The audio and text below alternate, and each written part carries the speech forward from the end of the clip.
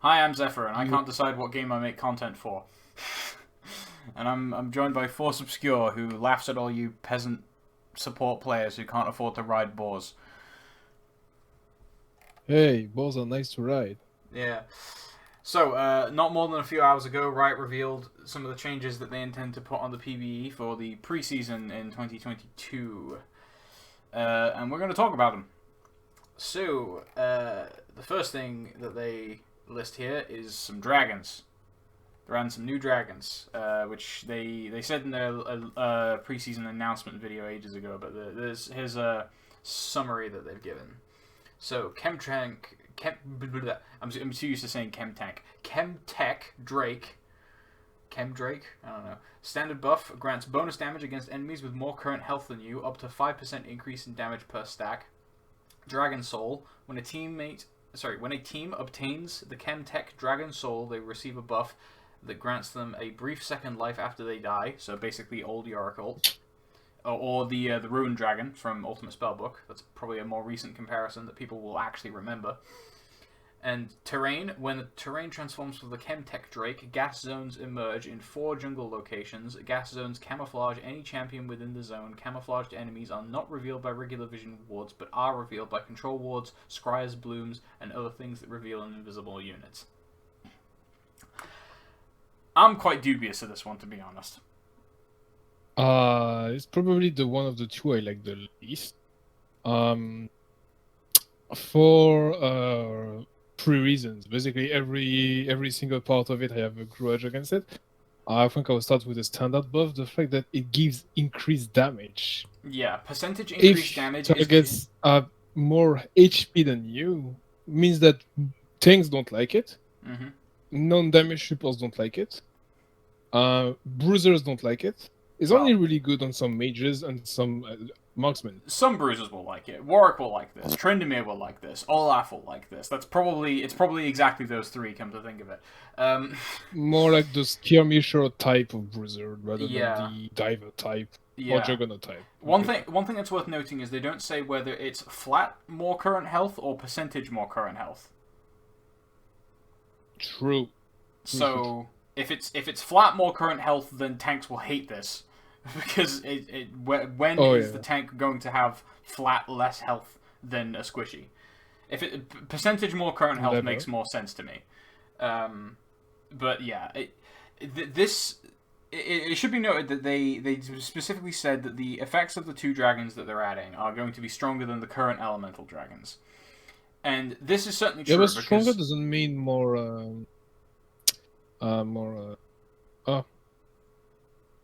Divisive? Yeah. Possibly. I don't know. I think they probably will both be a bit divisive, but that's mostly because they're being added to the existing pool. So every game, you get 1 dragon out of 6 rather than 1 dragon out of 4. And because these 2 ones are distinctly more powerful than the existing 4, that means you have a 1 in 3 chance of your match being turned into a featured game mode. But I was going to say about the standard buff is that percentage more damage is better than percentage additional stats. Like, this is a better version of Infernal Drake passive, because this affects base damage values, whereas Infernal Drake's passive, its buff doesn't affect base values. So for that reason, it might be better for champions like tanks or ones that rely on passive effects like Mordekaiser and the like. Yeah, also the fact that it's current health means that if it's percent current health, so if you have doubled the maximum HP but you have taken 30% of your health damage against someone who has taken 10%, then you're gonna have more damage with that. Yeah. Anyway, they don't give numbers, so we don't know like what the scaling on it is like. Like, is it 5% per 10% missing health current health difference? I don't know. It's up to 5%, so it's more like if your enemy has like is like half its HP bar ahead of you, you're gonna get 5% more damage against them, and up to 20% if you have attacks. Yeah, but it's going to be very difficult to get 4 stacks of it. But they don't say like how the scaling is, like per percentage health difference. But if it's flat, I think it's bad. I think if it's current as a percent of your maximum health, I think it's better. yeah, unquestionably. The Dragon Soul, we've kind of already seen it before because Ultimate Spellbook was a game mode, and I thought it was quite enjoyable, so I imagine that quite a few people played rather a lot of it. And I don't think it was actually, like terrifyingly game transforming, but it certainly does favor certain types of champions that would definitely benefit from effectively having a Karthus passive, you know? Like... Yeah. Any champion that dies before they have a chance to use their burst combo will greatly appreciate a second chance to do it. I would also say that champions who have very powerful normal abilities that scale very well with time and they want to use them in second rotation also heavily benefit from this, because being able to revive is gonna... I mean, it's already a Dragon Source, it's already for late game, but then some champions are definitely going to enjoy that a lot more than others. I mean, if you're like playing Yumi, you don't care about reviving. But if you're playing something that can, like, I don't know, like CC an entire team once again, or kill 2 people with resets and whatever, you do care. I mean, even Katarina kills 2 people, you kill her, and then she revives and kills you with the 2 remaining people once again. Yeah. Yeah, reset assassins and champions with short cooldown are also probably big beneficiaries of it. I don't know. I feel like I'd have to see this in normal Summoner's Rift before I can really have a full from take what on we it. could see, what we could see in the video though is that it decays quite fast. Oh yeah, definitely quite quickly. I won't imagine that they'll make it any more, any more lenient than the Ruined Dragon was in Ultimate Spellbook. Yeah. I think that in the video we see an Ash revive and she dies from the thingy in like 5. So Yeah, it's even shorter. She stayed alive for shorter than Karthus. Yeah, yeah. But 5 seconds is like enough time to win a fight if you're the primary damage dealer. So could be, it could be that this is just completely game warping and that, like, Dragon becomes the top priority 100% of the time when you get the Chemtech Rift. And speaking of the Rift itself, these camouflage zones is not something I'm predisposed to liking, because if anything, I think the game could do with less stealth instead of more. At least they have the mercy of including the ability to reveal champions that are inside the zones with control wards and Scryer's Bloom and presumably, Red Trinket, etc. So it's not like you won't have options, but this is effectively going to turn like 4 large chunks of the map into just constant brush, effectively. Except it's like one that isn't even affected by you having vision from within it, I presume. I would say that it really depends on what is the camouflage range, what's the detection range. Mm-hmm. Yeah, again, there's no numbers provided, so we just don't know these things. But I'd preemptively be worried about this based on the premise. But at least it's a symmetrical effect, but that doesn't necessarily mean that it doesn't favor some types of champions over others. Like, obviously, Kha'Zix is going to love this. I wonder if... Oh, shit, Rengar. I just thought about Rengar. Does Rengar count? Is he just going to have Kha'Zix because he gets his passive back. Yeah, Kha'Zix because he gets his passive back, but Rengar because he gets to... Presumably he just gets to jump while he's in the zone, right? Oh, No. Oh, he needs to be specifically in the bush. Yeah. Actually, no. He's not affected by stealth. Actually, he's not affected by stealth universally. He can't just jump from stealth because otherwise he'd be able to do it with Duskblade. It's specifically when he's in stealth from. Yeah, or with Senna. No, he needs to be in a bush specifically. It's written bush, not. Okay, so yeah, Rengar won't be terrifying with this. That was almost a really scary thought. Yeah, I don't know. I'm running out of things to say on that one. So let's look at the other one, the Hextech Drake. So the standard buff. I like this. Yeah, this one is a bit more my speed on the standard buff at least.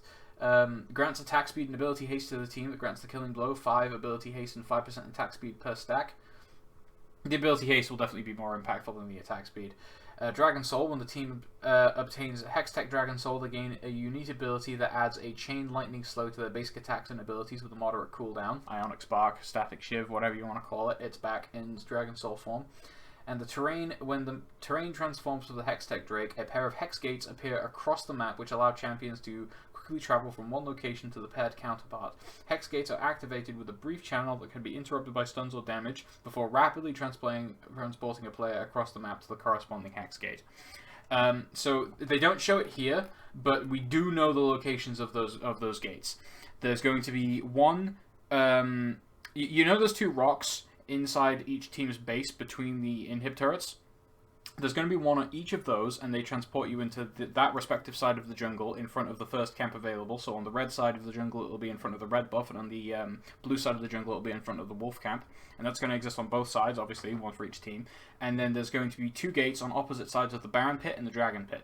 So that means the back of red buff and the front of blue buff. Yeah, and they send you to the other jungle. Yeah, and they send you to the opposite side of the jungle. So I think the biggest effect of that is that it's going to be much harder to get complete vision control before a Dragon or a Baron fight, because you've just suddenly got so much of a larger area to consider. You can't just cover the side of it that your opponent is respective to your opponent's team, because they can go through the gate and go to your side.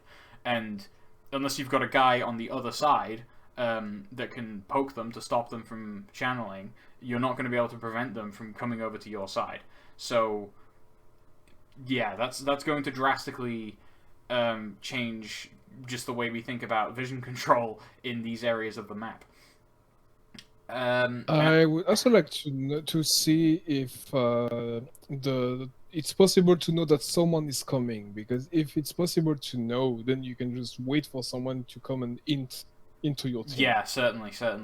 And it will probably be worth just in general controlling the vision on both sides of the gates, so that like, if you know you can disincentivize the opposing team from using it by making it so that they have to travel blindly into to the other side, because obviously that's a massive risk going somewhere that, like, people already don't like face checking bushes. Imagine face checking a portal that sends you, like, 2,000 units from where you currently are. There's no way you're getting help from there.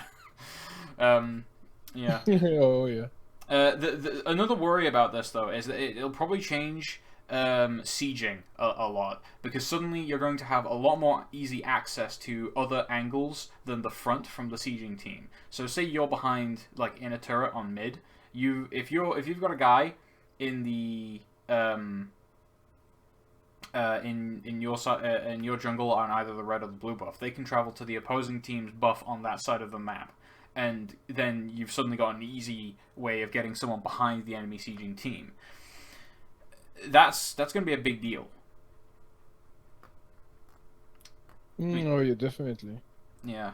So basically, while the Hextech map is in play, you just flanking in general becomes so much easier. It's probably just going to lead to a lot more fights over objectives, I think. So backpedaling. I think it's mostly going to be helping the team that's ahead to move towards the enemy jungle to pressure them even further.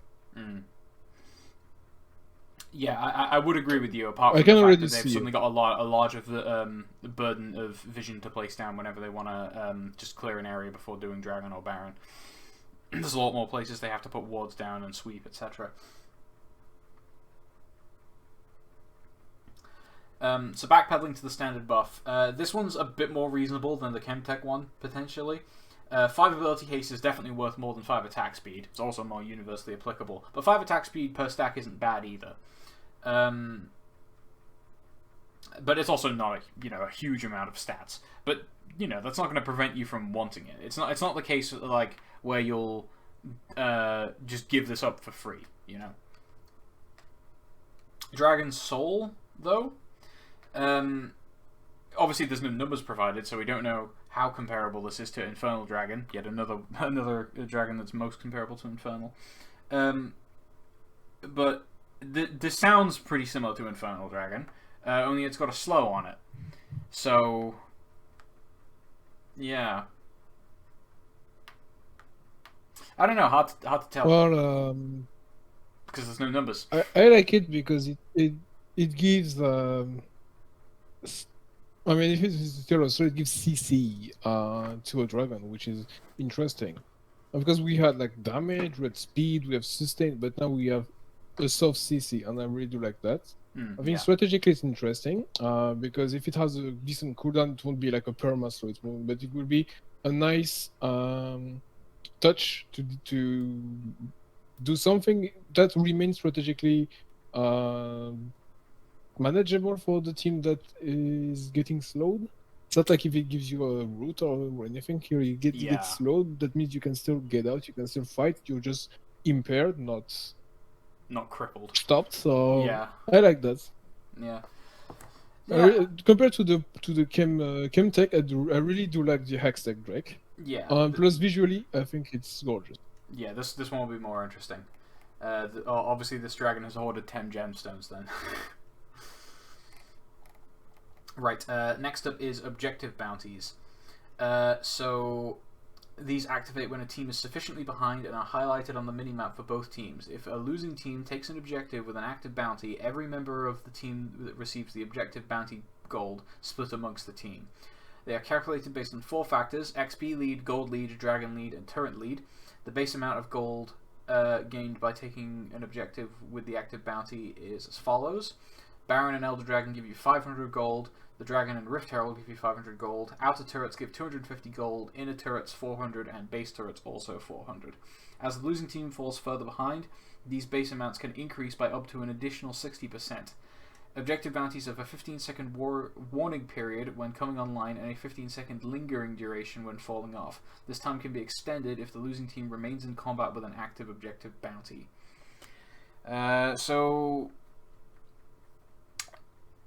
I've been playing this game long enough to remember when Dragon only gave gold, and this feels somewhat like a return to that, but it's something that's only it's something further, wider reaching, because it's not just Dragon, but it's only something that's being extended to the losing team, and yep. How impactful I feel like this is entirely depends on how often this will be provided to a team multiple times. Because say it can only happen once per match, and the objective that you get given is outer turret, that's 250 gold. But 250 gold split 5 ways is 50 gold per champion. Everyone gets to buy a health potion. Whoop-de-fucking-do. That's really not a big deal. And even if you buff it by an additional 60%, that's 400 gold. Split 5 ways, that's 80 each. That's enough for a single control ward. That's not hugely transformative. If it can happen multiple times, and a team that is really, really down on their luck gets offered, potentially like a few thousand gold, if they can get a hold of these objective bounties, then that could bring them back into the game just through the force of narrowing the gold lead. I feel like this is probably aimed more at competitive play than it is at solo queue. Because definitely. It forces the focus on the objective that has the bounty placed on them. For the team that's being offered them, just so that they can narrow the gold lead, and for the team that's winning, so that they can try and prevent the other team from getting it. It just forces there to be a skirmish at whatever the objective bounty is currently on. What I don't know yet is that do every single objective have a bounty when you're behind, or is it only a subset of them? And if it's a subset, how is it chosen? Yeah. I think we need more detail on this, because what they've given us here is an outline, but again, there's like no numbers on what the odds are of a certain thing being chosen, or how many you will get offered in a game.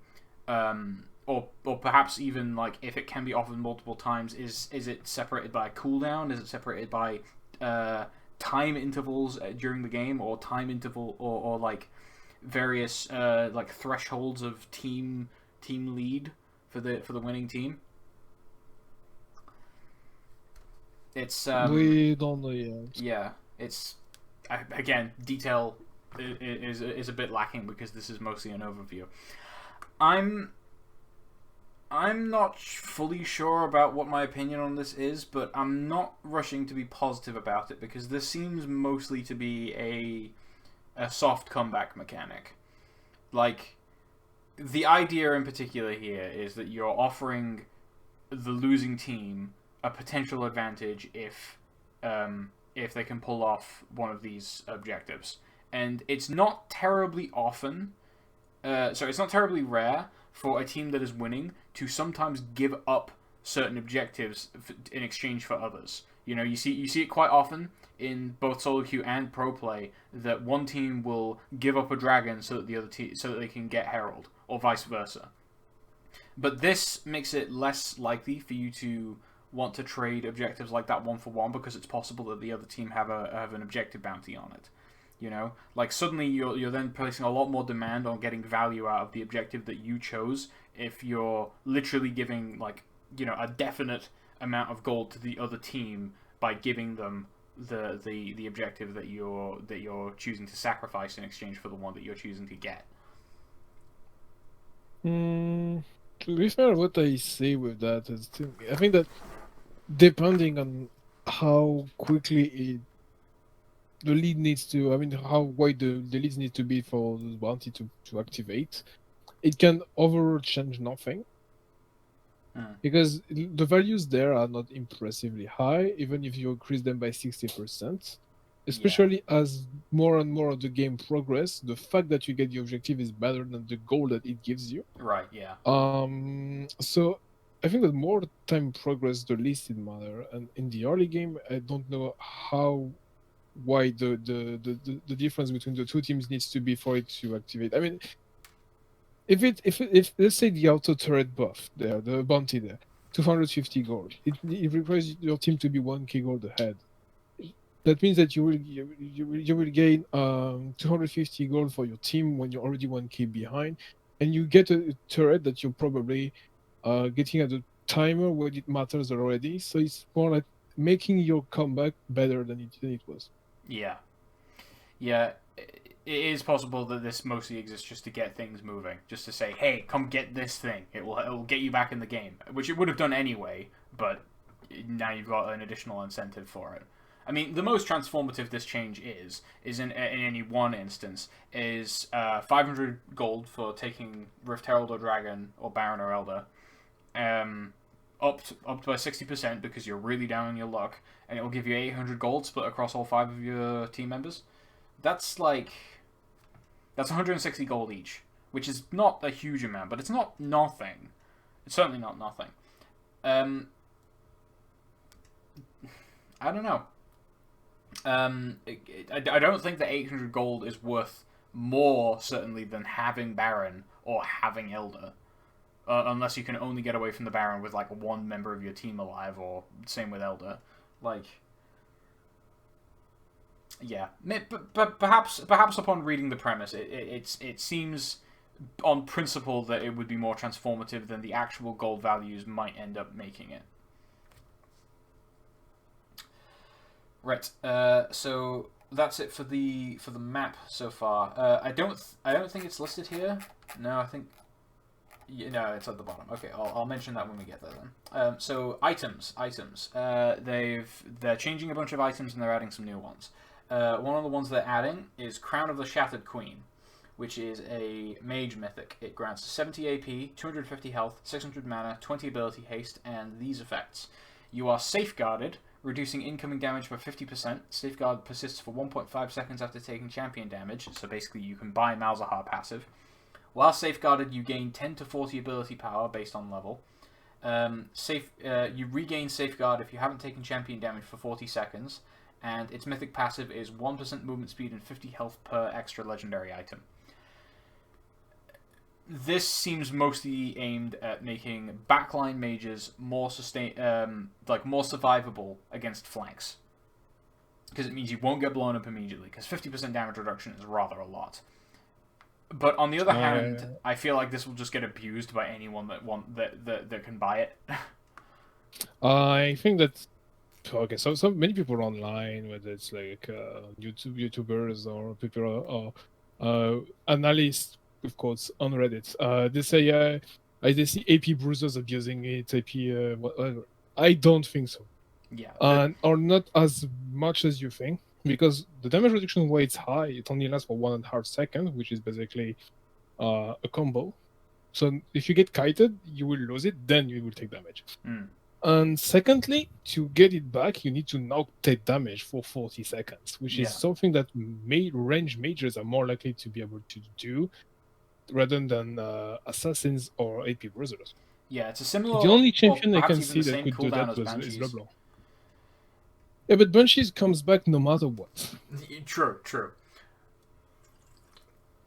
I thought Banshee's cooldown was like if you haven't taken damage for 40 seconds or haven't been hit by something. Okay, no, they removed that 2 or 3 years ago, and they made all of things like this just come back. Well, it shows you how much I build Banshees these days. You think I would have read it. But yeah, okay. It obviously the passive effect is completely worthless if you're taking poke spells. So it's not going to get used by bruisers. Like, if anyone's saying that, put that thought out of your mind. Not happening. But yeah, it's champion damage, meaning if you're playing like if you're playing like another fighter that can just walk to you, right click you, and then you lose it. So I hardly see any melee use that. Unless, and the only range champion, right? The only type of assassin I can see is a range one like LeBlanc. I might see her use that. But she's pretty much the only one. Yeah. Like that's the thing, is that it's only really going to be useful to you if you're in the back line and someone wants, and you're wanting to protect yourself from being flanked, or possibly the edge case with a champion like LeBlanc is that you're intending to flank and you just want this as an extra safety mechanism. But even in that case, say you want to potentially think of buying it on LeBlanc or Echo perhaps as a stretch, it's still possibly not as valuable to you as a more damage focused mythic. Like, is this going to be more valuable to an AP assassin than, say, Night Harvester or Rocket Belt? Or Luden, but or Luden's perhaps, yeah. I don't know. Yeah. Because you remember you can still face a mage that has both that and Banshee. Yeah. Like, my instinct is no, but I'm not going to discount the possibility that this item becomes far more ubiquitous than it was intended, because let's be real, every time Riot introduce an item that is supposed to act as a form of safety mechanism, it often gets bought on champions that it wasn't intended for. I mean, just look at Worlds right now, everyone is buying spare stopwatches, But stopwatches are different. They don't take your mythic slot, and they cost only 600 gold, so you can have them and use them and then sell them back and only lose a few hundred gold. So it's fine. Usually if it turns a fight over, but this requires you to spend like 3k gold. It takes you one space. Yeah, it is considerably more of a commitment. I'm still laying it on the table that I think unintended use cases for this item will probably surface, because people come up with shit. Oh, it will surface. It's not a matter of if, it's a matter of when. Yeah. I mean, no, when. The answer is it will happen tonight when this hits PB, no matter on which champion. Yeah. Let me read this one. Evershroud, 200 health, 20 ability haste, 30 armor, 40 magic resist. The normal passive is Repentance. After immobilizing champions or being immobilized, it causes their target and all nearby enemies to repent, increasing the damage they take by 12% for 5 seconds. And the mythic passive gives all other legendary items 5 armor and magic resist. Okay, so this item is Leona's new toy, basically. Because it's very good for both reasons. It's because it's when you immobilize or when you get immobilized. Which means that if you like the enemy enchanter or whatever seizes you when you try to get to the AD carry, then that enchanter and their AD carry gets the damage increase on. Yeah. And if you get to them, they get it as well. Yeah, exactly. Just due to that, when you get immobilized thing, that means that you don't necessarily even have to be a champion that has hard CC in order to buy this and benefit from it. That's a big deal. And I think that because of that, this item feels so easy to abuse. Yeah, And judging by the stat line on it, I feel like this will be on the cheaper end. It'll probably cost 2,800 or possibly even less, because there's a chance that this might be costed to be the type of item that you buy on a support. That's why it looks very similar to Frostfire. There's just below it. Like again, you trade 150. 150 It has 5 more of both resists, and it has 5 more of each resist. Yeah. So you trade 1 Ruby Crystal. That's 400 gold for 5 armor and 5 magic resist, which is like 200. Yeah. So yeah, it will definitely be cheaper, but I don't think it will be that cheaper. It will be like 300 or 400 cheaper. I mean, that's what would make sense. Yeah. And the Mythic is very good. It's Surfish compared to Solaris. Solaris gives fewer stats, but it gives that armor that increases to your team instead of you. While this one is definitely 100% Surfish, but the increased damage, 12%, is less than the current Abyssal, which is at 15, I think. It is, yeah. But it requires you to CC, and it's a more niche item. Yeah. Well, I'm not sure it's necessarily more niche. It's certainly more easily applicable, and it's possibly easier to repeatedly apply it. And also, it against a 4VD team. The other thing about it is that it says cause that target and all nearby enemies, whereas current Abyssal says only the guy that you immobilize. So this item in some situations might as well just read all nearby enemies take 12% extra damage, which is definitely something that you would like. Everyone likes doing 12% more damage. I mean, I definitely want to play that with my Sejuani. Yeah. I mean, I own anything, then the whole team takes more damage. Yeah. That's insane. Yeah. I mean, I can already see that on rare landing on R engage and so on. So Amumu, yeah. All right, there we go. Yeah, could be good. Could definitely be very good. Abyssal is getting reworked for those wondering. It's after immobilization, so the spell that immobilize do not use the 12% damage increase. Yeah. Well, it's a good thing most hard CC spells don't tend to have the strongest base values. AP Malphite, let's go. Well, AP Malphite and like Morgana, and that's mostly it. Right. AP Amumu. Yeah. Oh, I don't see Morgana buying that item anyway, come to think of it. Right. Frostfire Gauntlet. So, the stats on this item are the same.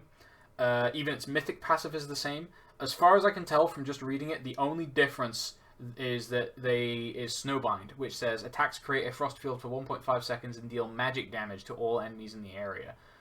Enemies that move across the field are slowed. So as far as I can tell, the only difference is that it says that Snowbind does magic damage. So everything else about it is the same. So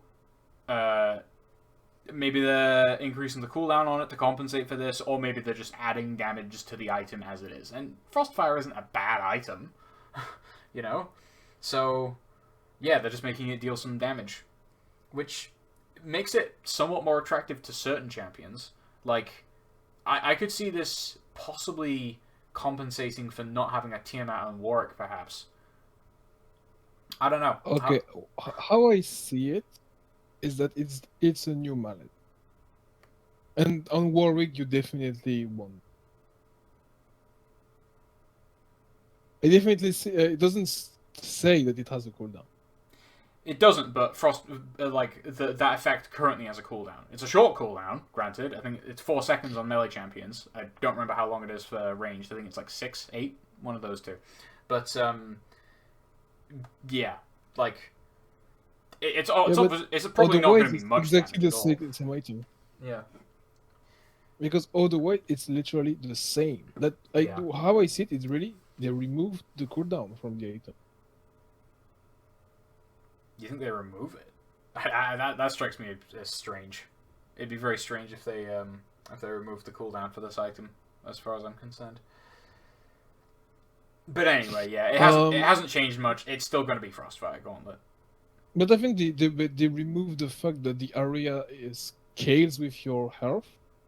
It used to scale inside with the more health you had, the bigger the area was. I think they removed that instead and just give it no cooldown. That's a possibility. There's a chance though We're that late to say that when the PB is. there's a chance though if it has no cooldown that it then becomes too efficient on certain champions that don't mind buying that want to buy on hit effects but also want a tank build. And that's one of the reasons why I would say Warwick would then suddenly become the prime recipient for this, because then this effectively becomes tank Tiamat without being Titanic. And then you can also buy Titanic on it as well. I don't know. It would strike me as very strange if this didn't have a cooldown. Well, if it doesn't have a cooldown, it's basically Frozen Mallet. It would be basically Frozen Mallet, but, like, possibly crazier. Anyway, yeah, so that's Frostfire. Mostly the same. And then there's Turbo Chem Tank, which is, again, same stat line as it used to have. Same mythic... Actually, no, they've changed the mythic passive slightly. It now grants all legendary items 5 ability haste, which it currently does, and 50 health, which is something additional to what it currently does.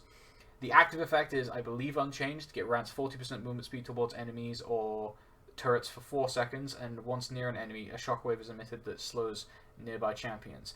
And instead of the Immolate effect, it now says Refuel. Moving and dealing damage fills up the Chem Tank. At 10 stacks, your next basic attack deals magic damage to all nearby enemies, increased by 25% against minions and 175% against jungle monsters. So, somewhere between Dead Man's Plate and Static Shiv. Yeah, basically.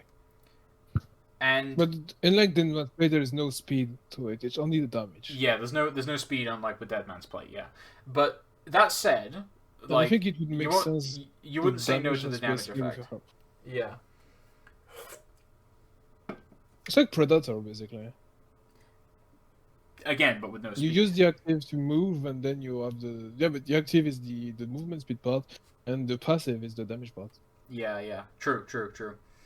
Well, yeah, it's still Chem Tank, but you know, I don't mind them adding this kind of pseudo Dead Man's effect to it, because let's be real, most champions that want to buy Turbo Chem Tank probably also want to buy Dead Man's Plate, so just kind of slapping them together basically benefits anyone who wants to buy Chem Tank. True. But as well, it said that it fears when you deal damage, so it's something that Deadman doesn't have, because when you deal damage... It says moving and dealing damage. Yeah, so it's definitely like something shard items. Yeah. So, who knows, maybe this becomes Singe's next favourite mythic. As well, they changed the mythic passive. Now it grants 50 health per item. Yeah, I said that. Haste.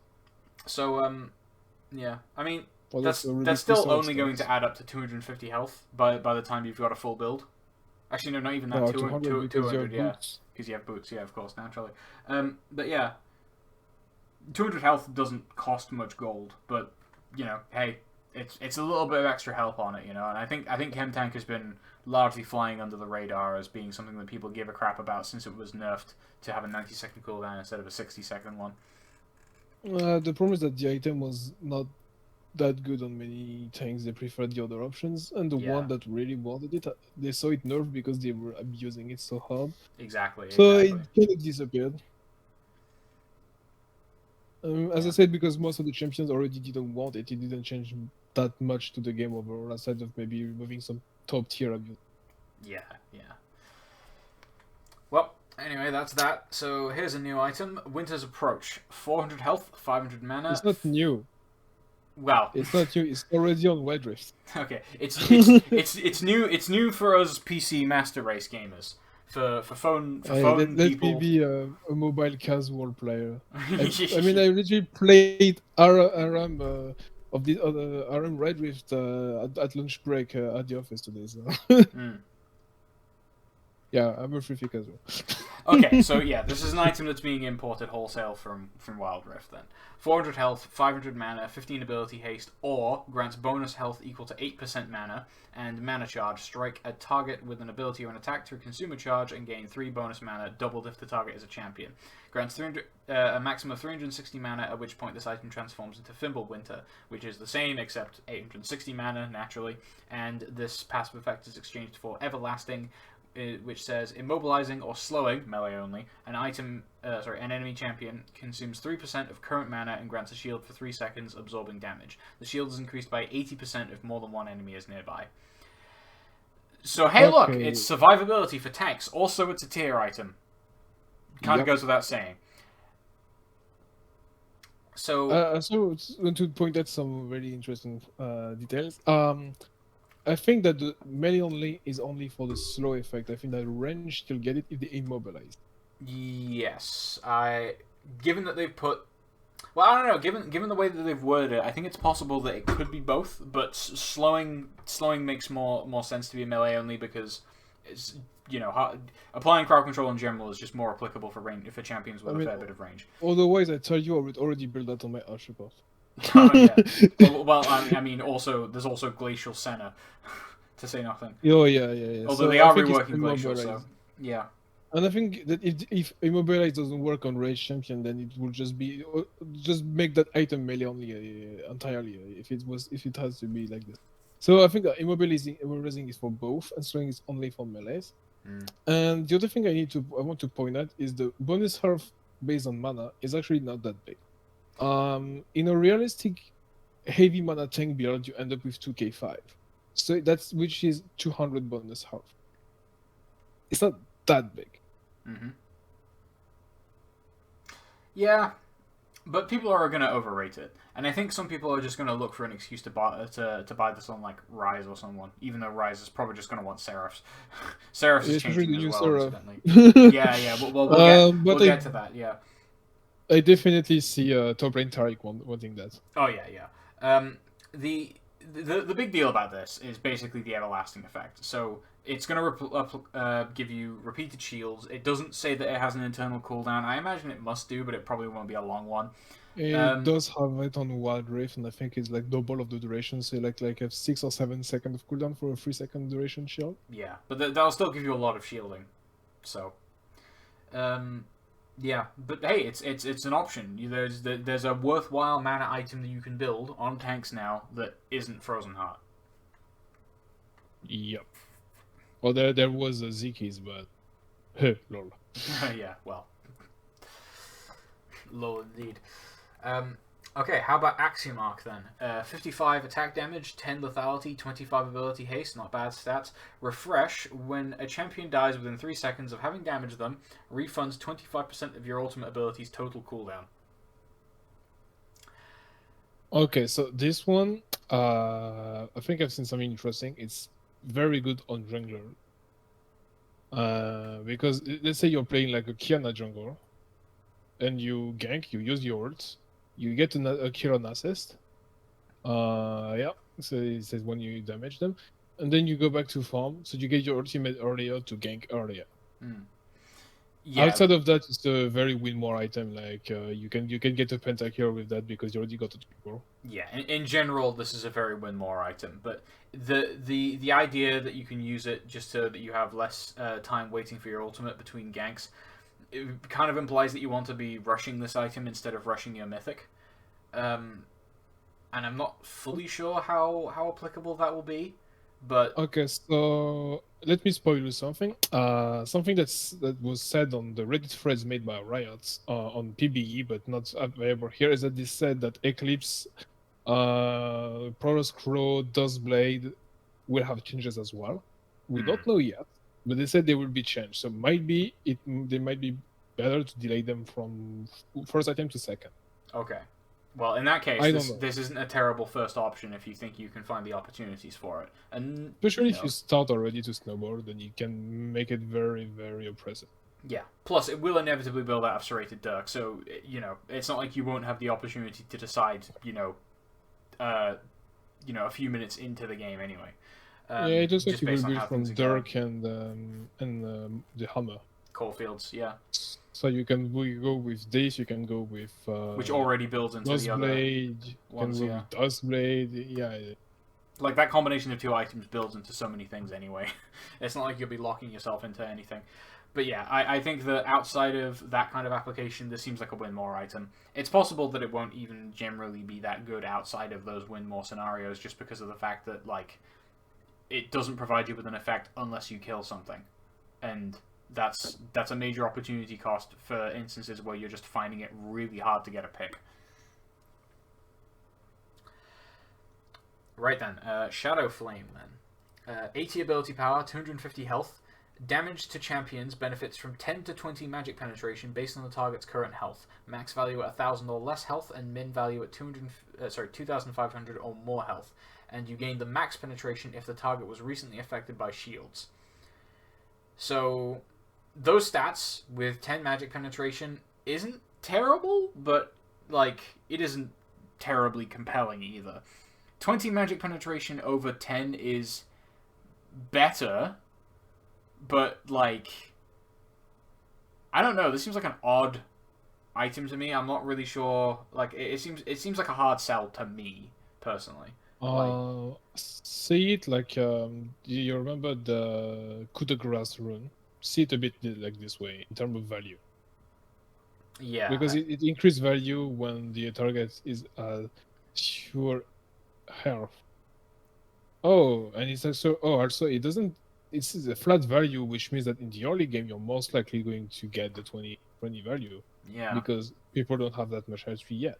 Yeah. I mean, you're getting closer to it at least. I suspect they'll change that once it gets abused by certain champions rushing it. I think that's fine because it's flat penetration. That's kind of more valuable when you rush it. That is true. But like, I don't know. Like, how much flat penetration does Sock Shoes give you? It's like 15, right? 18. 18. Yeah. So 18, and the other items that gives you some. You get 6 from Ludens, and both Ludens and Hextech Belt give you 5 per legendary, so they give you 20 more. So 26 from Luden and 20 from this, plus 18 from the boots, plus 6 from the rune in the domination. So the best you can get, let's say you're playing a manaless assassin, you have rocket barrels, you get 38, you get 44, and then you get this one, you can get to 64. Yeah, that is a distinct possibility. So that basically means you go max damage against any range with with a 1 magic resist, and any melee without any or just a rune. Yeah, like I think on its own, it seems like a hard sell because I'm not really sure how impactful 10 to 20 magic penetration is generally, even if it is a good item technically against champions with a lot of shields. But when you put it that way, yeah, assassins is nice. Yeah, assassins are kind of like nice women. Yeah, they'll probably want this just for lack of other options, because right now your only other like major item pickup that gives you magic penetration is Void Staff, but that's percentage instead of flat. But in the scenario you describe, where you stack it with a bunch of magic penetration from other sources, the more flat penetration you have, the better it is. So that as a package together, that will make it all very valuable, and you'll be doing absolute assloads of damage against champions that haven't built magic res. So yeah, this definitely has some potential. I was skeptical at first, but yeah, I think this will probably get used a fair bit. Cosmic Drive. So this is getting reworked. 60 ability power, 250 health, 30 ability haste, which is still quite a lot. 5% movement speed, and after damaging champions with 3 separate attacks or spells, gain 30% movement speed, decaying to 15%, and 40 ability power until leaving combat. So yeah, you can buy Phase Rush. Yeah. It's weaker than Phase Rush when it comes to the movement speed you get. But it also gives you AP. It gives you AP until you leave combat. Yeah. Which means that you can, as long as you keep fighting, you keep the 15% actually. It decays to 15 and it remains at 15. So you get 20 in total from the items. When it's stacked, you get 100 AP, 250 health, 30 ability haste, and 20 movement speed. Yeah. It's really insane on AP divers, the likes of Diana, and on AP battle mages, the likes of Cassiopeia, Swain, and so on, that stay in battle for a long time.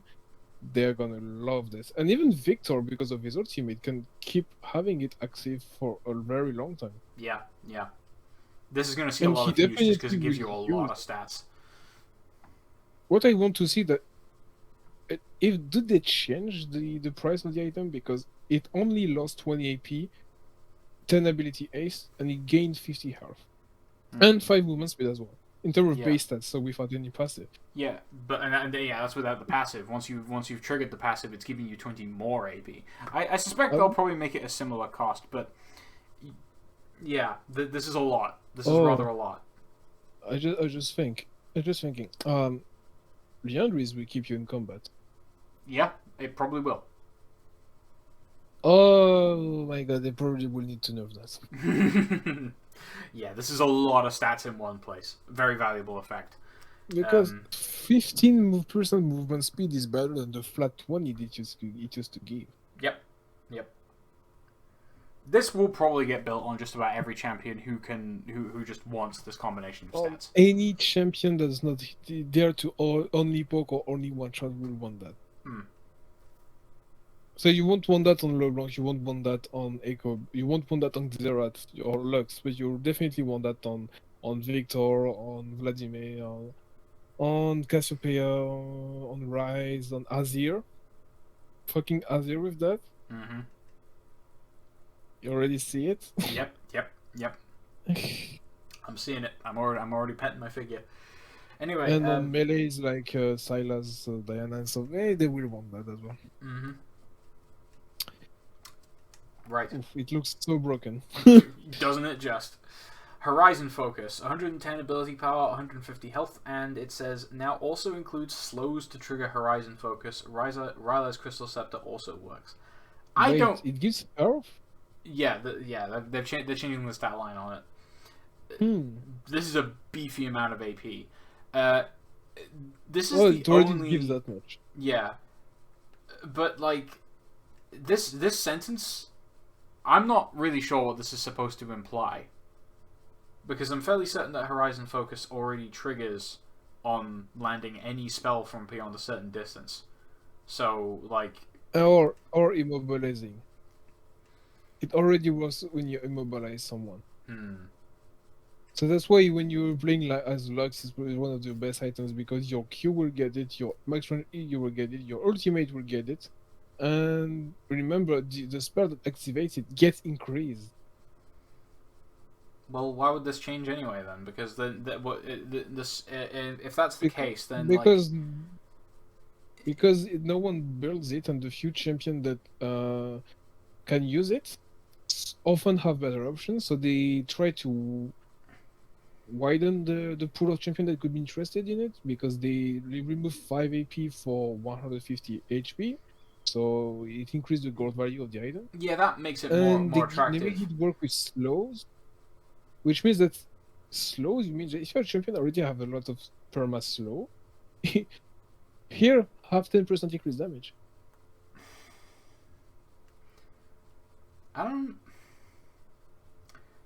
don't know. I feel like I'll have to see it demonstrated in order to fully understand what this sentence is supposed to imply, because if I'm honest, I'm not sure I get it. You want to know what's my stance? What will abuse it? I want to know what will abuse it. Something will abuse it. And I want to know what. Well, the mystery is laid out. The mystery has been laid out. Demonic Embrace, 60 AP, 450 health, dealing ability damage, burns enemies for 2 / 1.2% max health magic damage every second for 4 seconds. Is that 2 plus 2? I'm not sure what that melee range. Oh yeah, melee or ranged. Melee / ranged. It doesn't say melee / ranged, but we'll just infer that, and also convert 2%. This is what will make the most sense. Yeah, okay, and convert 2% of your bonus health to ability power. Before you start thinking that last sentence means a whole lot, it doesn't. 2% of your bonus health is going to be tiny. You know, just based on the stats of the item itself, that 450 health it's giving you is going to turn into 9 AP. Okay? So, imagine... if you're very chunky with 2k bonus, it's 40, so yeah. Yeah. It's big. So, it's not a big deal. You're buying this for the burn. Yeah, that's right. And you see, I think that they... Oh, Did they remove the armor and magic resistance? Yes, they did. bonus? They did. Oh, okay, but it has more health than it used to. It has more health than it used to, yeah. So, They might as well reduce the price, so we'll see. yeah, they might. It should be noted that it says Still- convert 2% of your bonus health to ability power. It doesn't. It's not worded the same way as Winter's Grasp was. So I think what this means is that 2% of your health that's being turned into ability power, you're losing. Which again won't be much, but like that's worth remembering. What do you mean? As in, like When you're losing. as in 2% of your bonus health, you'll lose that, and it will be converted into AP. Like you'll gain that much AP, but you'll lose that much bonus health. I'm pretty sure that it will. It's just like with the tier items. No, because it's not worded the same way. If we go back up to Winter's approach here, yeah, Oh, it's a it says gain. gain bonus health equal to 8% mana, and this one says to converts 2% of your bonus health to ability power. It's worded differently. We'll have to see that. Again, I don't think it's going to be a big deal. It's not a huge gain in stats, nor is it a huge loss. So it's just worth laying on the table that that's how it's worded to imply that it works. But either way, that's not the reason you're going to buy this. You're going to buy this because of the burn, which you basically already do. Yeah, I think the main argument for this item changing at all in its use case is entirely dependent on whether or not they change the price of the item and its gold efficiency. Because right now, Demonic Embrace is an item that, in theory, quite a few champions want to buy, but it's just not efficient unless you're getting a lot of value out of the resists passive, which it's not going to have. So presumably, it'll provide more upfront value. Well, we'll have to see. Yeah, we will have to see. Serifs Embrace. So they're changing this one. 80 AP, 860 mana, and 250 health. That's a new stat. And they're also changing all of the effects on it. Gain ability haste equal to 1.3% bonus mana. Restore health equal to 40% of mana spent up to 25 to 50 based on level, plus 10% ability power per cast. Toggles can restore the same amount per 1 second. So, Yep. yeah, all those champions that just dump their mana pools are going to be joining the big heal club. Yep. This is going to make building Serifs a lot more akin to building Roa. Rod of Ages was removed last season,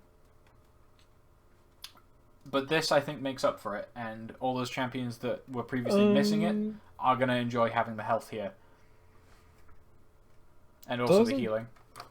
Entirely makes up for it, because the old Red of Ages was such a big ball of stats when it was fully stacked. Yeah. I think it gives like 600 HP and 100 AP and like 600 mana or something. So it was really big. Yeah. Here it's way more skewed towards mana, and I think it's intentional.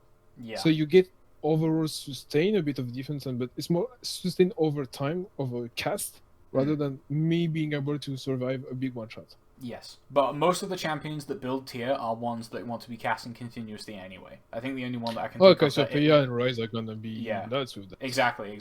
Like the only champion that doesn't that has long cooldowns that builds tier, as far as I'm aware, is Anivia, and she's probably still gonna like it because it provides her with more survivability than it used to. Like that's the thing, is that when they reworked tier, like the two things that it suddenly was losing was survivability because it no longer had the shield active, and ability haste. So now it's getting both of those. Again, though, I must stress it used to give a lot more AP though before these changes. That's because true. they removed the AP from mana and the fact that you gain even more mana based on AP. Yeah. So at least mana scaling champion like Kassadin won't get insane amount of mana from one item. So at least there's that. Yeah. But the healing is 40% of the mana spent up to a value. So if you spend, but most spells, especially for Kassadin or AP Kog'Maw, your spells will cost you something like at best 100. Yeah. So you get at best 40 HP. So the 10% ability power per cast is just to say to the cogs and the Kassadin, oh, your spell can cost you like 600. Yeah. That's fine. Yeah. Here is you healing 100 instead of 40. Yeah. Which is a fair limiter, I think. It should be stressed though that when it says I like it because when it says gain ability haste equal to 1.3% bonus mana, again 1.3% is it tiny. will be like 40 at late game. Yeah. It will be 14 late. 40 at most, which is still a lot for one item slot, but like it's not going to be insane. But yeah, it should be fine because it's like late game. It gives you 40. Yeah. Personally, when you I think get that, this... you're probably more likely going to be at 20.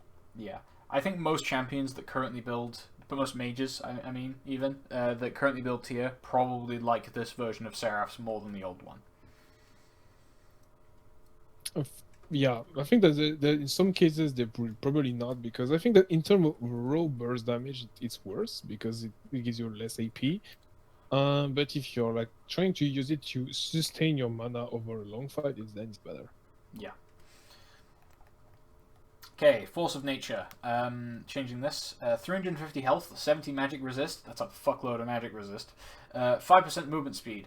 Absorb. Taking magic damage from enemy champions grants a stack of Steadfast up to a maximum of 6. Enemy immobilizing effects grant an additional 2 stacks. And Dissipate. While at 6 stacks of Steadfast, take 20% reduced magic damage and gain 10% increased movement speed. Hey look, it's Adaptive Helm, kind of. No, it's still the same. It's still overall the same items. You say it's a buttload of magic resist, but it's only 10 more than what it gives on live. Yeah, I know, but like... It's 60, yeah. 60. The same movement speed, the same HP. The Absorb doesn't... Okay, so one change they did is that Absorb, when you're not stacked yet, doesn't give you stats. No, that's true. So it's not... You need to be fully stacked. Yeah, you don't get anything per stack. You only get it once it's fully stacked. But if you're against... When you're fully stacked, you gain... You gain 20% reduced magic damage. Like, if you play this against anyone that builds Liandry's or a brand, you know, like, you're getting a lot of value out of this. Or Teemo, it's or mostly Cassiopeia. that the 20% reduced magic damage compared to the 20 bonus magic resistance it gave you. First, it's just far better. Yeah, this is a lot more impressive. First, because you cannot magic pen through that. You cannot. It's damage reduction. Yep. So, and the 10% increased movement speed is actually a bit worse than the 40 it used to give. But that's fine because you didn't build it for the magic resist. You built it for the movement speed. You built it to go through magic DPS, and here it's better. Yeah, you build this because you want to live, and this will make you live more often. Enemy immobilizing effect guarantees 2 stacks, which means that if you get CC'd, you can get that even faster. Yeah, if your enemy tries to chain CC you down, they're just making you live longer. Yep. Oh, and if you have the item, they take more damage. Oh yeah. That's gonna be all kinds of fun. I can just... How the turns I've tabled. Yep. Oh, wait. I can already hear the mischievous cogs turning in your brain. Okay. Knight's Vow, 400 health, 10 ability haste, 150% base health regen, active. Pledge, designate an ally who is worth. Presumably that's supposed to be worthy. Riot, proofread your fucking web pages. Sacrifice, while your worthy ally is nearby, redirect 10% of damage they take to you and heal for 8% of the damage dealt by your worthy ally to champions. If they have less than 30% health, the damage reduction is increased to 20%. Yeah, the worth is literally a typo. It's worthy everywhere. It's on live. It's stat-wise, they removed half of the health regen. It used to give 300. But to be fair, 300 base health regen was completely useless. It doesn't scale. This is a stat that doesn't scale. Base health regen is a crap stat. And no one. It's very good early game. Oh yeah, it's a very good early game. Yeah. But like once you have one finished item, you don't care. Yeah, that's why for God Drinker went on live, like dispatch coming tomorrow. Yeah. They are changing the Goldrinker half regen to Omnivamp. Yeah. That's probably a bigger deal than Yeah, thing it's when they considerably first better, get but it. it's also compensating for other things that Gordrinker is losing. But Yeah. anyway, this Not item, about Goldrinker. yeah, the less said about Gordrinker, the better. It's already going to be a dead horse. Right, but this item, it looks like Knight's Vow to me.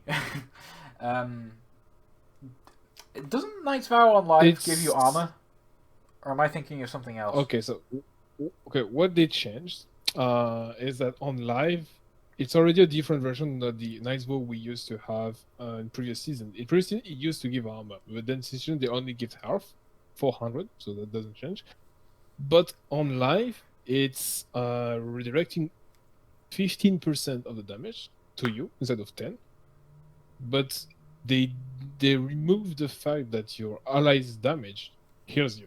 Right. So the damage on We live. don't have that in live. Yeah. So compared to the live version, the damage reduction isn't as front loaded, but you heal for damage that your worthy ally deals, and you also get more damage reduction when on when your worthy ally is on low health.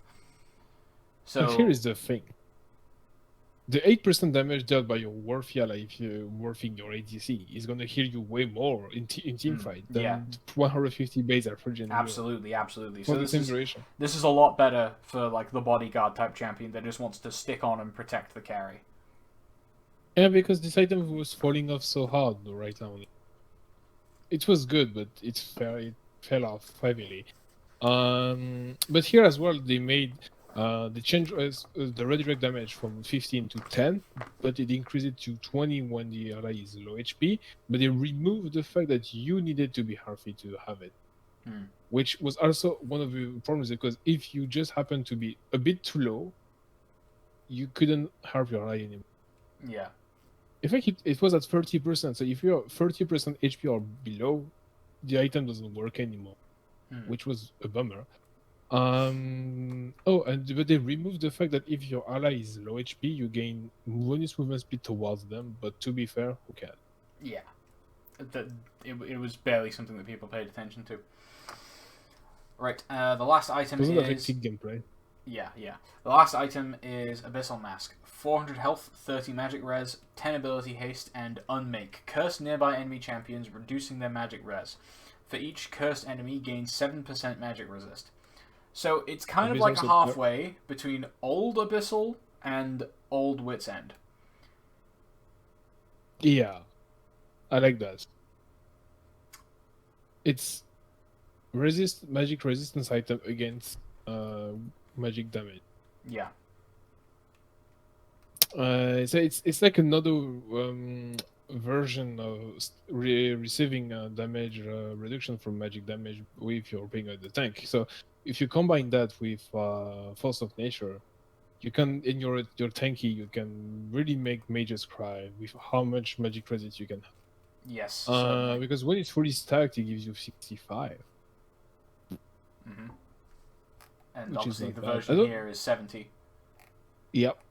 So you get 65 plus 70 plus 20% reduced magic damage. Often killing that. Yeah.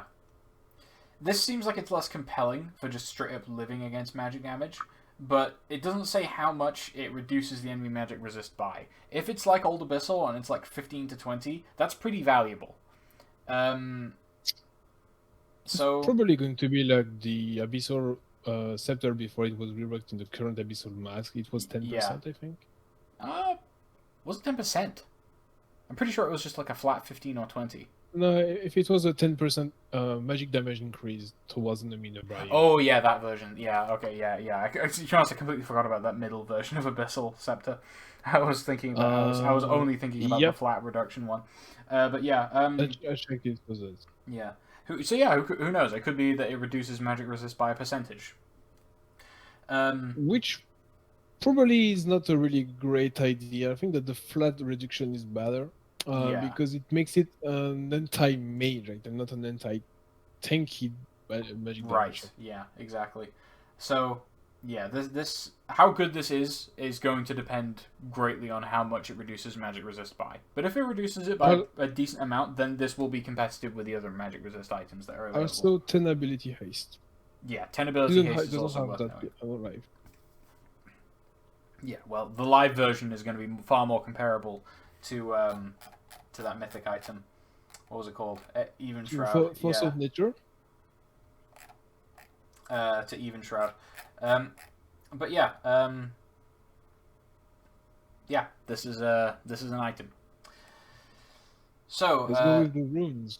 Yeah, there are 3 runes that they're announcing changes for so far. Lethal Tempo, they're changing it to gain attack speed for 6 seconds when striking at least one enemy champion with each attack. This effect stacks up to 6 times.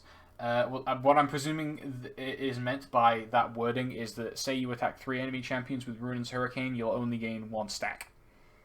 So it's 1 stack per attack. Yep. So you would need to auto attack 6 times. Attack, it's when it's on attack, not on hit.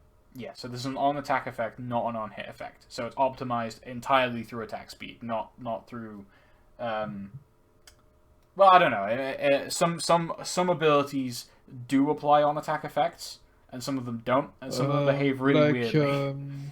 Kael's passive is on attack. Lulu's Pix is on attack. Yeah, I'm pretty sure it says on the wiki that Morgana's Q applies on attack effects, but no, it doesn't. I don't know. Like, anyway, the point is that most of the time you're going to be optimizing this entirely through attack speed. While this effect is at its cap, also gain attack range and increase your attack speed cap to 3.0. So, yeah. Okay, so the attack speed cap 3.0, I think it increased it to 5 right now, for like 6 seconds. Yeah. But the thing is that now it's the duration lasts as long as you're in combat. It's actually longer. It's actually longer duration. Yeah. 6 seconds. Yeah. The duration. Because it used to be like you proc it and you have 3 seconds to re-attack to get the full value, otherwise you'd stop. Yeah. But this you could possibly take advantage of it throughout an entire fight, and also it doesn't say how much range it gives you. So this will probably be valuable on, well, already on champions that have a fair bit of attack range and like attacking a lot. Like Twitch and Kog'Maw will probably like this with their range extensions. Jinx probably won't mind it at all either. I've seen some people suggest that this is really good on Master Yi. I don't think he'll benefit that much from the extra attack range, but it's entirely possible that he just likes having a 3 attack speed cap. I think Master Yi will still prefer Head of Blade. He might well do, yes. But 6 seconds attack speed, it starts being usable by Jhin. Mm-hmm. Even if I don't think it would be a good idea. Well, maybe he might like the extra attack range. Imagine, but it'll be quite hard for him to stack up to 6. Kog'Maw Lulu with that, like in the video. Yeah. Yeah. Hard to say how good this will be. Again, no numbers provided, so hard to pass judgment on any kind of raw strength that way. But yeah, this will probably have some more universal appeal than the current version of Lethal Tempo, which is taken on very few champions. It's like Nocturne, I think, is the main one, and he's not really even the class of champion that Lethal Tempo is really aimed at. So there's that. Glacial Augment. Immobilizing an enemy champion will cause 3 glacial rays to emanate from them towards you and other nearby champions, creating frozen zones for a few seconds that slow enemies for 40% and reduce their damage by 15% against your allies, not including yourself. It's a support. Yeah, this is for supports. This has big bodyguard energy. And I like that because it enables so many champions to pick it. Yeah. This is definitely more interesting than the current version of Glacial Augment. It's also very much more defense-focused rather than offense-focused, because most of the older users of Glacial Augment were champions that would basically build an active slow just so they could then land their own damage combo. Like, you'd see Vigar building Hextech GLP just so that his slow would... you could then spray it on someone, and then they'd be slowed by like 90%. And after that point, it's like they either flash or they get stunned by Vigar's cage. After that point, if you don't have enough health to survive, you're just dead. Or at some point, it's just you die. Yeah, at some point it is just you die. But so yeah, this will definitely not be used by champions like Vigar, and will instead be used by supports that can immobilize champions fairly easily. Like this will benefit Leona, this will benefit Maokai, this will benefit Braum, I guess. I don't know, just any support with hard CC. Yeah. And So think about it. It goes towards you and other nearby champions. It's super good. I mean, you can CC one guy, and you will slow the guy nearby. Mm-hmm. It's super good. If you don't need aftershock on some champions, you can just go for that. Yeah. Although it doesn't say whether it's nearby enemy or allied champions. It's possible that it'll be both. Because it goes towards you, it can be towards anyone. I think it will be towards anyone, because imagine you immobilize someone and it makes a trail go towards one of their allies that's trying to get your ADC when you're trying to peel. So now you can peel from two champions with just attacking one. Yeah. Could be very versatile, very, very influential. And the damage reduction is against your allies, not yourself. So yeah, it's definitely a support run, and I fucking love it. Yeah. It's great. Great then. And the last rune... definitely want to play with that. The last rune, this sounds all kinds of potentially broken. First Strike. Damaging an enemy champion with an attack on or ability before they do so, to you, presumably, grants 5 gold and First Strike for 3 seconds, causing your attacks or abilities to deal 12% extra damage against champions, granting 100% of that damage dealt as gold. That sounds fucking stupid. So this is presumably an Inspiration rune, so 12% damage amp on an Inspiration rune is a very, very universally applicable. But, like, for damage dealt for 3 seconds, so that's basically going to be, like, a burst combo, granting 100% of that damage dealt as gold. That's going to generate a lot of gold.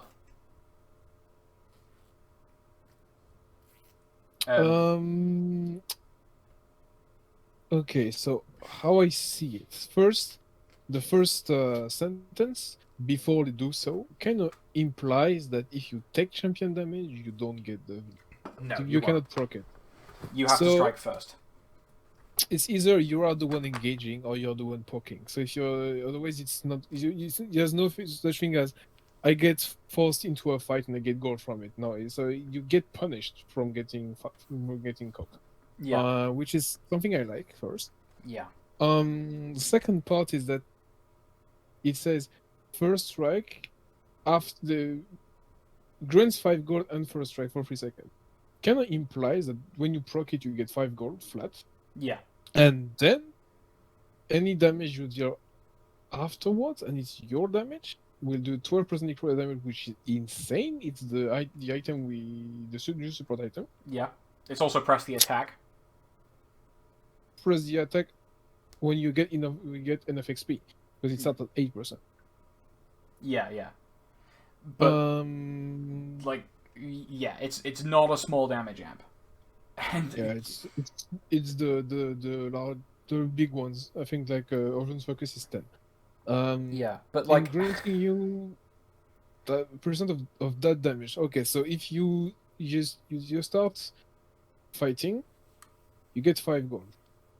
You get the proc of First Strike for 3 seconds, and then you do like 500 damage.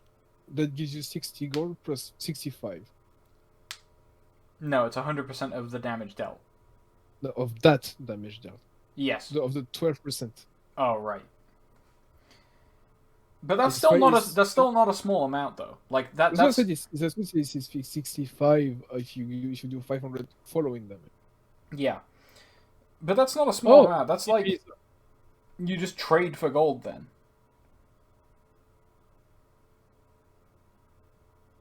Like, yep. This will be like Kleptomancy but with less volatility. Kleptomancy that's more committal. Yeah. More committal than Klepto. Yeah. You cannot Because just come and poke and get you money. can't poke forever. You have to commit to trades in order to get worth out of this. But 12% damage amp on an inspiration rune makes the inspiration tree a lot more appealing to a wider variety of champions. But there are some champions in specific that are going to absolutely love the crap out of this. Like, I think Rengar in top lane will abuse the crap out of this, for example. And it also bear in mind it says extra damage dealt against champions. Like, that's not like one. So in the instance that, like, say you're Malphite and you get a surprise Malphite ult on 3-4 members of the enemy team, like 12% of the damage you deal to all of them gets turned into gold. Like, yeah, yeah, but it's 12% of your damage, so as Malphite you won't be impressive. Well, quite possibly It not. doesn't increase allies. It doesn't increase the damage that allies do, no. But, like, I don't know. I feel like this has a great potential to be just entirely too strong. I see that. I mean, the damage amp alone kind of breaks the theme for the inspiration tree, because they tend not to have just straight up damaging effects. But I guess it remains to be seen. Oh, I want to see Ilaoi's interaction. If she is you, then hits, so it procs, she gets 5 gold. Yeah. And then she attacks you. Does she proc it on the 12% she did it on the clone, or the 12% she deals towards you? Because the 12% you I take think it will is probably be the lower 12% that's dealt to the clone, because the clone still counts as a champion, and she was able to proc Kleptomancy on the clone. The whole deal is that she can deal 1,000 to the clone, but you just end up taking a few hundred because it's only a portion of the really takes. So she can take hundreds of gold from that. That's true. That's true. I suspect that she will, because I think that it will be based on the damage dealt to the clone, because it counts as a champion unit for interactions. Her E slowing doesn't do damage, so if you hit her while the spell is doing its effect, you might actually make her lose. Yeah. But she's melee, so it's actually probably not that hard to make her lose that. Yeah. I think this rune can live or die by the cooldowns it has. Yeah. And I think melee champions should have a lower punishment cooldown from being hit, and a lower cooldown between procs as well. Yeah. How successful this rune is entirely dependent on which champions it ends up getting popular on, and I think it will only become popular on champions that can basically force trades by attacking first, like Rengar as an example I gave. Yeah. Who knows? This might enable laning as just about any champion with a stealth effect. Right. So the last thing they're mentioning is Rift Scuttler. All right. This change couldn't have come soon enough. Yeah. We believe that the first Rift Scuttler spawn is too impactful in deciding the outcome of the early game, so we're reducing its importance and resolving the encounter more quickly. Now that it's squishier, you or your enemy can defeat it more easily and in short back off to safety sooner. The first Rift Scuttler will have 35% reduced health and grant 80% reduced XP, and has been slightly reduced in size to match its lower value. Thank fuck! Riot has finally decided that the crab meta can finally come to an end. Because ever since they introduced this damn thing, the meta has entirely revolved around, can you fight at level 2 or level 3 over the crab? If yes, you are a viable jungler. If no, fuck you. They made it a bit better earlier this season by making it so that like Smite breaks the jungle shield, which then suddenly means that like you don't have to have hard crowd control in order to be viable. But and it was also like a big boon to champions that did have hard crowd control but wanted to save it in case the enemy jungler came up. That's a big deal for Warwick. But like at the end of the day, it still comes down to the fact that even if you only clear a few camps, you still want to be in the river at 3:15. And if your mid laner is pushed out, that allows them to come to assist you for if you end up with a fight in the enemy jungler. So that mid priority or priority on whichever lane corresponds to the crab that you're trying to take, top or bot, it drastically changes how easy it is for you to get that crab, or whether or not it's even viable to get that crab. And all these factors have been dependencies that the jungler has had to rely on for such a long time. It is good that they are finally resolving this. Because they are less valuable, it means that suddenly you will not have to rely nearly as much on the priority generated by your laners in the first 3 minutes of the game. Yeah, I totally see that. Well, as I'm on PBE, I can also see the actual values of some changes. I remember the Frostfire Gauntlet. What they changed is that it used to slow harder based on how much bonus health you had. Yeah. And they changed it to have a flat slow value. It doesn't increase, but it deals damage. Yeah, so it deals damage, but it still has the cooldown. Based on your health. It just increase bonus damage based on your health. Yeah. So it's kind of. And that's on top of the immolate attacks effect. with a frost field for 1.5 seconds. The slow field deals 20 to 100 flat damage plus 0.5% of your max health. So it's not that much. It's more like if you have 4k HP, it's literally 20 bonus damage, so it doesn't matter. Yeah. This value is half for range champions, so sorry, Ezreal, you won't build that. No chance. Bonus damage to all enemies in the area. 4-second cooldown, 6 for range, so it's actually the same cooldown as we have for the current item on live. Yeah. And the slow now doesn't scale anymore, but to be fair, it's scaled by 4% per 1000 maximum health. Yeah, on it live, wasn't which means big. that the real value, yeah, you could reach like 40% of slow. Now it stays at 25, but it does 100 bonus damage when you late game. That's probably better overall. It's fine. It doesn't change much. It's fine. Yeah. What were the other team changes? Abyssal Mask, the value. Yeah. Magic resist, reducing their magic resist by 5 per 1% bonus health, max 20. Oh, the more health you have, the more you drain magic resist. I love this. I really love this. Yeah, that is pretty big. Up to a maximum of 20. So that's about the oldest version of Abyssal at its peak. That's pretty good. That's pretty good. Not gonna lie, pretty good. Let's see. Were there any other effects that we were like dubious on the numbers for?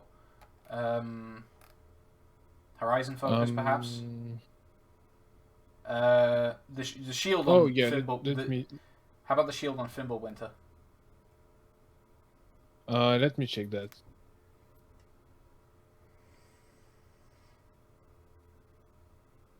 Okay, so I wanted to find the item, and here it is.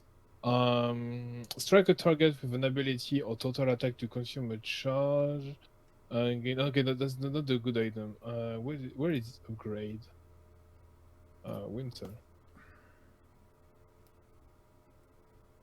Why can't I see?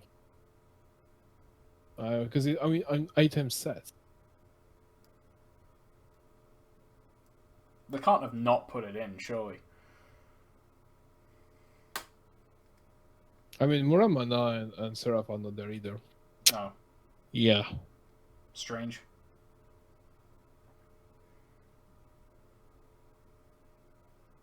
That's a bit stupid, and I cannot, and because I haven't done upgrading, I cannot start a custom gaming. Well, that will remain a mystery for a little bit then. Okay then, but let me see if I can find anything. Did we have any other items? Horizon focus, I think. Oh, Turbo Chem Tank. Oh yeah, Turbo. It's 40 to 120 base value, base damage, plus 1% of your max health, plus 3% of your movement speed. Oh. As magic damage, 3% of your movement speed. Right. That can be a good one, good more 100 if you're like running at 400 movement speed, especially if you have stacked if you are under your active bundle. Yeah. Yeah. So that's actually not bad. Let's see if we have any. Can you scroll down? Maybe I want to see if we have missed any other item. There's the runes as well. I need to check. Yeah, we need to see the values on the runes.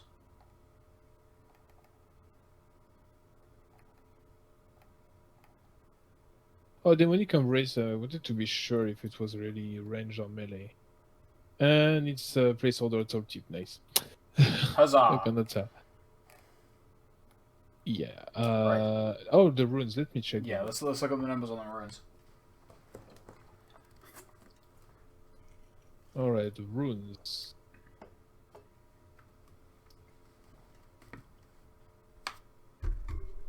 All right, so lethal tempo.